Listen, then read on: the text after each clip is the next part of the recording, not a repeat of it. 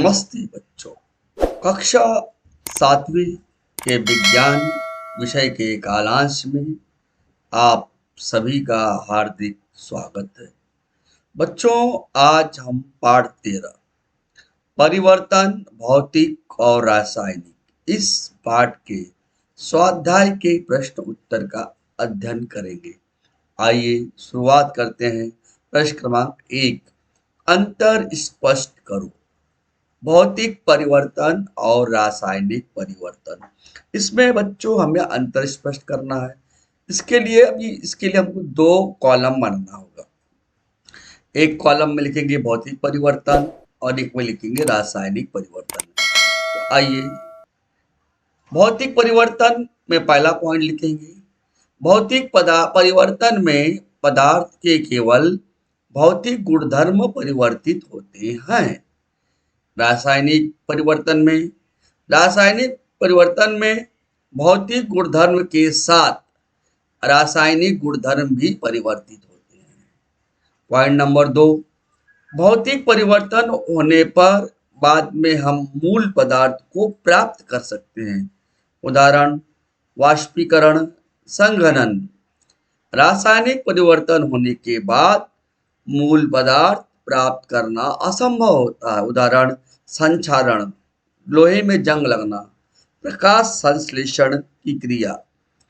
यह इस प्रकार से हम भौतिक परिवर्तन और रासायनिक परिवर्तन में क्या अंतर है, इसका उत्तर हम लिखेंगे। आइए प्रश्न नंबर 2, आवर्ती परिवर्तन और अनुवर्ती परिवर्तन या अनावर्ती परिवर्तन, इसमें क्या अंतर है। आवर्ती परिवर्तन में एक निश्चित समयावधि के पश्चात पुनः घटित होती है। अनावर्ती परिवर्तन घटित होते समय दोनों बीच की समय अवधि समान नहीं होती, मतलब उसमें समयावधि है वह अलग अलग होती है। आवर्ती परिवर्तनों में एक निरंतरता होती है और अनावर्ती परिवर्तन में एक निरंतरता नहीं होती, एक अनिश्चित प्रक्रिया है। उदाहरण के लिए आवर्ती परिवर्तन में प्रतिदिन होने वाला सूर्योदय, अनावर्ती सुनामी का जो आपने देखा है, यह अनावर्ती परिवर्तन है। सुनामी का होना। नैसर्गिक परिवर्तन और मानव निर्मित परिवर्तन। नैसर्गिक परिवर्तन मतलब प्राकृतिक परिवर्तन, प्राकृतिक रूप से तथा अपने आप होने वाले परिवर्तन को प्राकृतिक परिवर्तन कहते हैं। मानव द्वारा होने वाले परिवर्तन को मानव निर्मित परिवर्तन कहते हैं। प्राकृतिक परिवर्तन एक हानिकारक हो सकते हैं। उदाहरण आप देखते हैं, लोहे में जंग लगना, ये प्राकृतिक परिवर्तन है।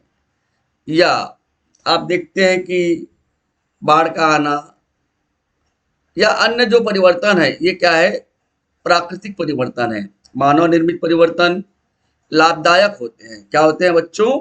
लाभदायक होते हैं।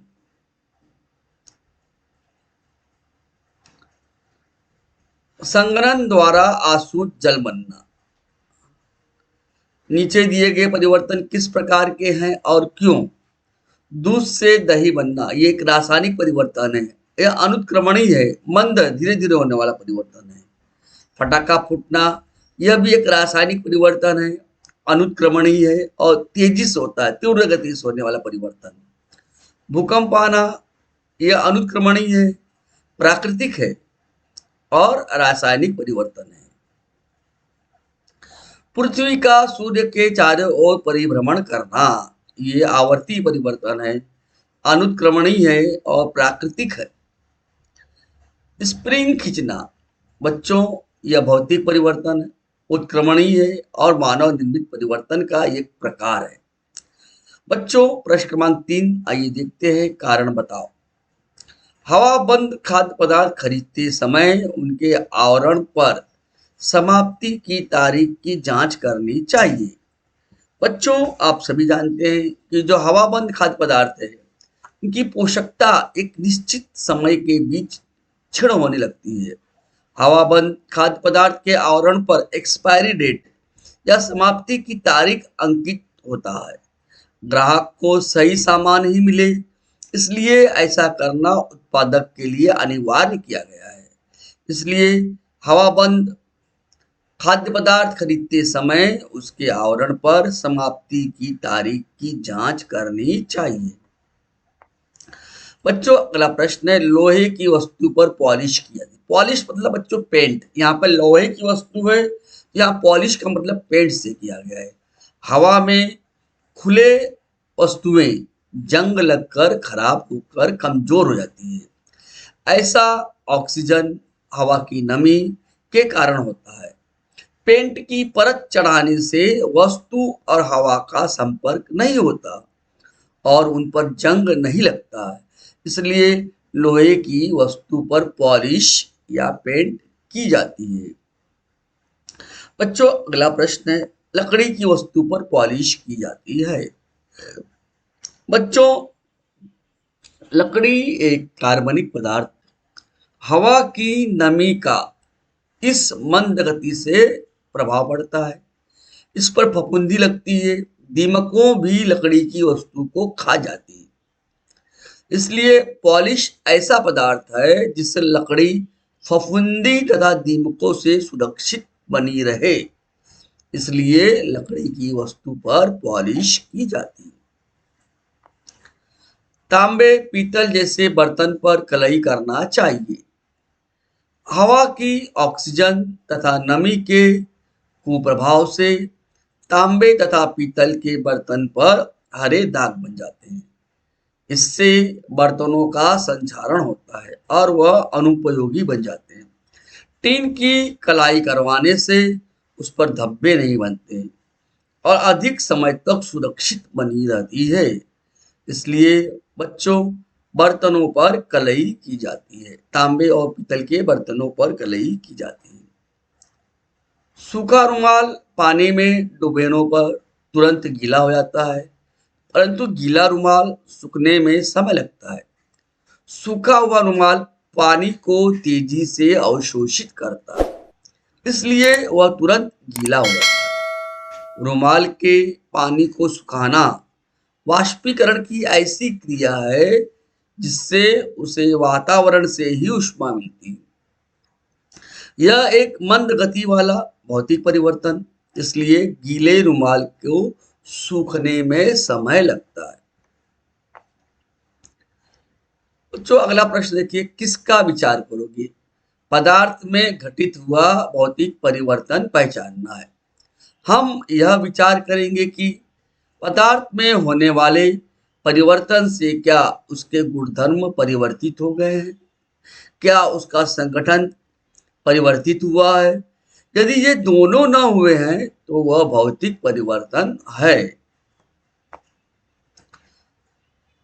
पदार्थ में घटित हुआ रासायनिक परिवर्तन पहचानना है। यदि परिवर्तन के बाद प्राप्त नवीन पदार्थ का संगठन बदल गया हो, उसके रासायनिक गुणधर्म बदल गए हो और उस पदार्थ को उसके मूल रूप में प्राप्त करना संभव न हो, तो उसमें हो चुका परिवर्तन रासायनिक परिवर्तन होगा। बच्चों, प्रश्न नंबर 5, अनुच्छेद पढ़कर विविध परिवर्तनों के प्रकार को नोट करो। यहाँ पर परिवर्तन के प्रकार को नोट करना है। प्रश्न क्या है? सायंकाल के 6 बजे सूर्यास्त हो रहा था। धीमी हवा चल रही थी। वृक्ष की पत्तियां हिल रही थी। साहिल आंगन में मिट्टी के गोले बनाकर उससे विभिन्न खिलौने तैयार कर रहा था। भूख लगने के कारण वह घर में गया। घर में माँ ने आटा गूंथकर पूड़ियां तली। गर्मा गर्म पूड़ियां खाते समय उसका ध्यान खिड़की के बाहर गया। बरसात शुरू हो चुकी थी। बिजली चमक रही थी। मंद प्रकाश में साहिल भोजन का आनंद ले रहा था। बच्चों, यहाँ पर सायंकाल का 6 बजना ये समय दर्शा रहा है। यहाँ पर क्या है? सायंकाल का 6 बजना समय। ये परिवर्तन कैसा? आवर्ती परिवर्तन है और उत्क्रमणीय है। दूसरा देखिए बच्चों, सूर्यास्त होना, शाम का समय, ये भी समय दर्शा रहा है, आवर्ती परिवर्तन है और उत्क्रमणीय है। मंद मंद पवन बहना भौतिक परिवर्तन है और अनावर्ती है। वृक्षों की पत्तियों हिलना, ये भी भौतिक परिवर्तन है और अनावर्ती परिवर्तन है। साहिल द्वारा मिट्टी के लोंदे बनाना भौतिक परिवर्तन है और उत्क्रमणीय है। मिट्टी के खिलौने बनाना भौतिक परिवर्तन है और उत्क्रमणीय परिवर्तन। भूख लगना यह आवर्ती परिवर्तन है बच्चों। माँ द्वारा पूड़ियाँ तैयार करना अनुत्क्रमणीय परिवर्तन है। बरसात होना भौतिक परिवर्तन है, आवर्ती है। बिजली का चमकना तेजी से होता है, तीव्र गति से होता है, रासायनिक है। और भौतिक भी कह सकते हैं, रासायनिक तथा भौतिक। इस प्रकार बच्चों इस पाठ के प्रश्नों का उत्तर हमने देखा। धन्यवाद बच्चों। बच्चों यदि आपको हमारा चैनल या वीडियो आपको पसंद आया है, अपने दोस्तों को, अपने मित्रों को अधिक से अधिक शेयर कीजिए और आप सभी हमारे चैनल को सब्सक्राइब कीजिए। धन्यवाद बच्चों।